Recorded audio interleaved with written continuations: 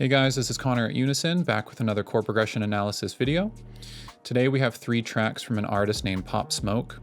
We're going to look at The Woo, Hello, and What You Know About Love. To find these chord progressions, I listened to the songs beforehand and figured them out by ear, which I highly recommend you doing before watching this video. That way you can check your analysis versus mine and maybe you'll learn something from the process. Okay, let's get into the first track called The Woo.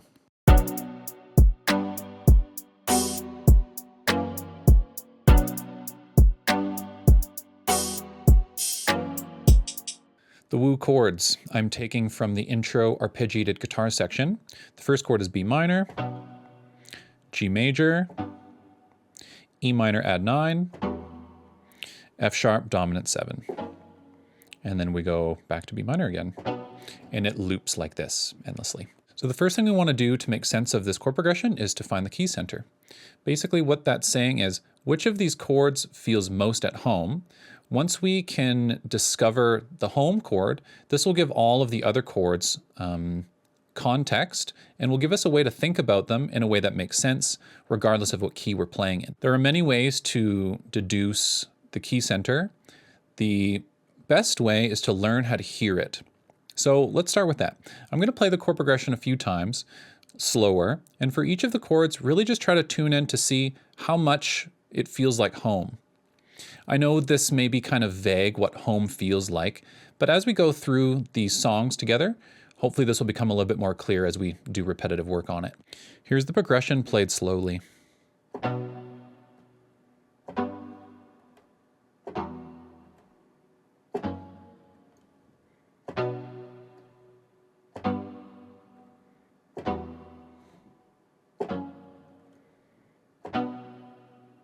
To me, B minor sounds and feels more like home than any of the other ones do. Another reason for this is due to the dominant chord that's being played right before we go back to B minor. Playing a dominant chord a fifth away from the target chord, which is what's happening here. When I say a fifth, I'm talking about the fifth note or fifth scale degree of the key that we're in. So B minor's fifth note. What would that be? Let's walk up the scale. We're going to walk up the minor scale since we're playing a B minor chord, not B major. So we're in the key of B minor.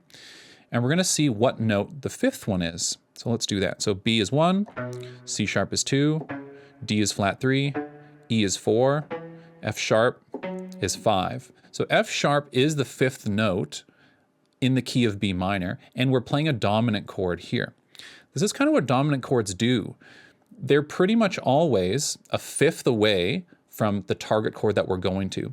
Another way to think about this is dominant chords set our ear up and give us this feeling like, oh, we're going somewhere. And then when we go to where we're going, it feels even more like home than it would if we didn't set our ear up with the dominant chord before it. So yeah, this is a general way to think about dominant chords. Most of the time, they are a fifth away from the chord that we're going to, the target chord. In this case, we are targeting the key center. So now we can give scale degree numbers to these chords rather than just thinking about them in letter names. What do I mean by that? So the first chord we have is B minor. So now I'm going to think of this as 1. We're playing the 1 chord in the key of B minor. So then what would G be? Let's walk up the scale and see where this note lands. So B is 1, C sharp is 2, D is flat 3, E is 4, F sharp is 5, G is flat 6. So G is the flat 6 chord, G major, in the key of B minor. So this chord belongs here. So the way that I'm thinking about this so far is we're playing a 1 chord to a flat 6 chord. What's next? E is next, E minor specifically. So where does E fall relative to the key of B minor? Let's walk up the scale again. So B is 1, C sharp is 2, D is flat 3, E is 4. And we're going to play a minor chord here. This is where minor chords are available to be played in a minor key, is on the 4th degree. So we have 1, down to flat 6, down to 4. We're playing a 4 minor chord plus another note. We're adding the 9 to this chord. The 9 is equivalent to putting the 2, the second note of the chord that we're on, back to the chord. In this case, since we're playing E, its 2 would be F sharp, which is what's happening here. We're putting an F sharp on top of the E minor chord. And last but not least, we were playing F sharp, dominant. So how does F sharp relate to the key of B minor? We already talked about this, it's 5. So that's the answer, right? We have 1, flat 6, 4, 5.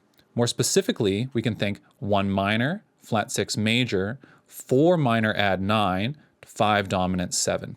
Let's think about this chord progression in another key to really drill the point home. Let's do it in the key of A minor. Choosing A minor because there's no sharps or flats. It's only using the white keys. So it's a little bit simpler to think about conceptually. The progression was 1, flat 6, 4 add 9 to 5 dominant. So what is the 1 chord in the key of A minor? Well, it would be an A minor chord. So this is 1.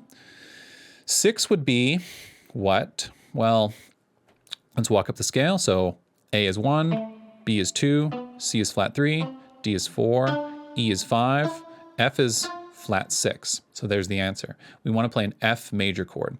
This is the exact same thing that we did earlier when we're playing a G major chord in the key of B minor. Now we're playing an F major chord relative to A minor because it's the flat 6 chord now. Hopefully this is clear. So A minor is 1, flat 6 is F. What was the next chord? We had a 4 minor add 9 chord. So first we need to find out what 4 in the key of A is. Well, A is 1, B is 2, C is flat 3, D is 4. So D minor, add 9. We want to put a 9 on the D minor chord. So this will be the 2, the second note of the D minor chord. So it'll be the note E. So we want to add the note E on top of the D minor chord.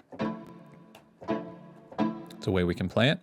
And the last chord was 5, dominant 7.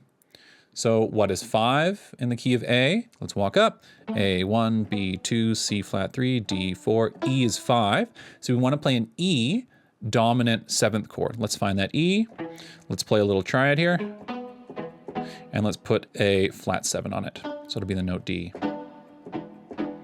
So we have A minor, F, D add 9 to E dominant 7. Okay, so I want to drill this point home one more time. Thinking in terms of chords relative to their letter names is great, but if you also think a little bit about what number we're on, what scale degree we're playing on, then, as you can see, we can shift keys quite effortlessly. This next track is called Hello.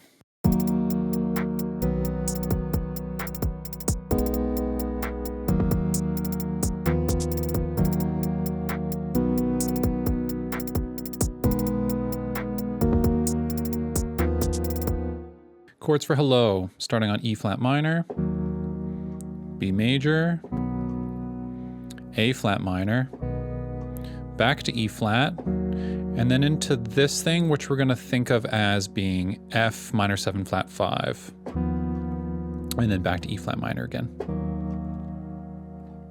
Okay, let's make sense of this chord progression by first finding the key center. To me, it feels like E flat minor is home. So if E flat minor is 1, what would B major be?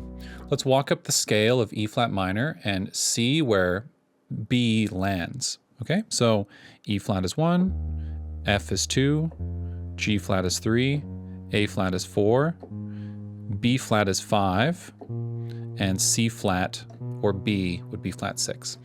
Something funny is happening here where when we play the note B, normally we call it B, but in this context, we're going to be calling it C flat because we're talking about the 6th note of E.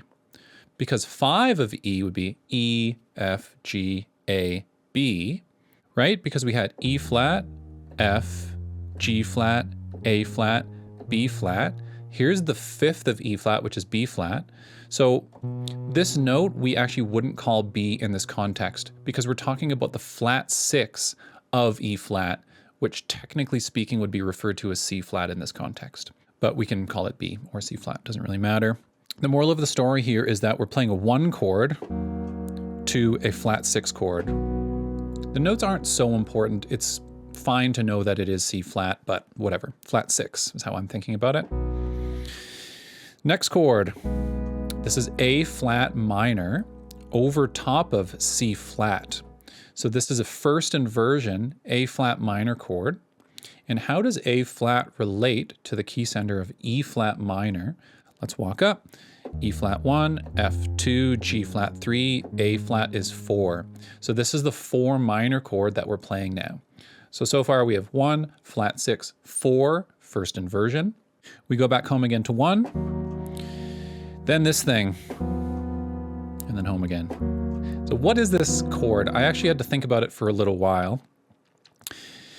I think the best way to think about it is an F minor 7 flat 5 chord.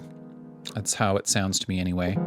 It may seem strange to everybody listening that the flat 7 is in the bass, but I think that's a fine way to think about it for now. We're just playing the 2 minor 7 flat 5 chord before returning to 1 again.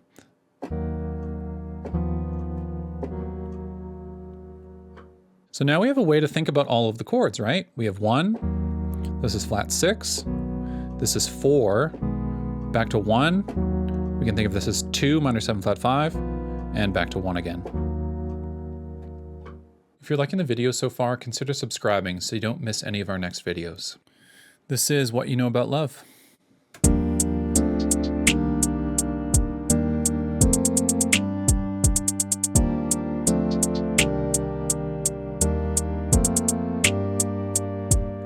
What You Know About Love, chords, E flat major 9, D minor 7, C minor 9, into E flat major 7, into F add 11, and to G minor. And then it repeats from there. Okay, let's find the key center to this chord progression, and we're going to find the key center by listening.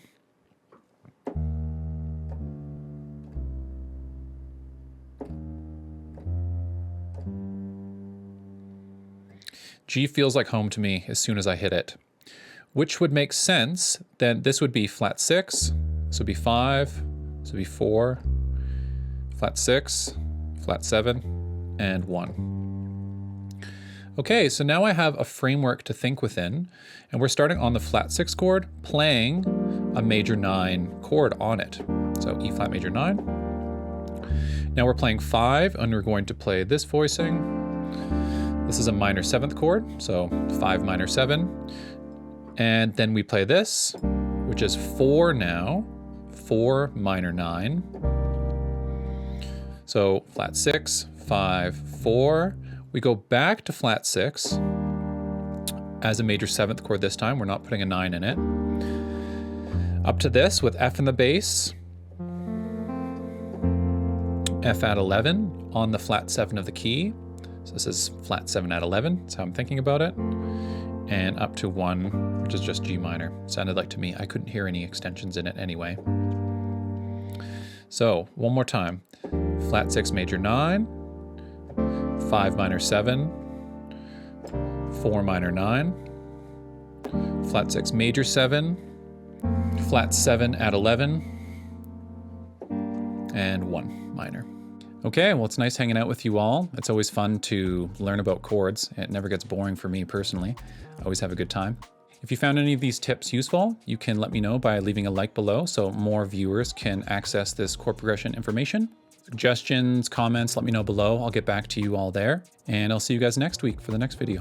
Bye for now. If you want to get the chords in this tutorial for free, you can download the Unison YouTube MIDI chord progression pack via the link in the description.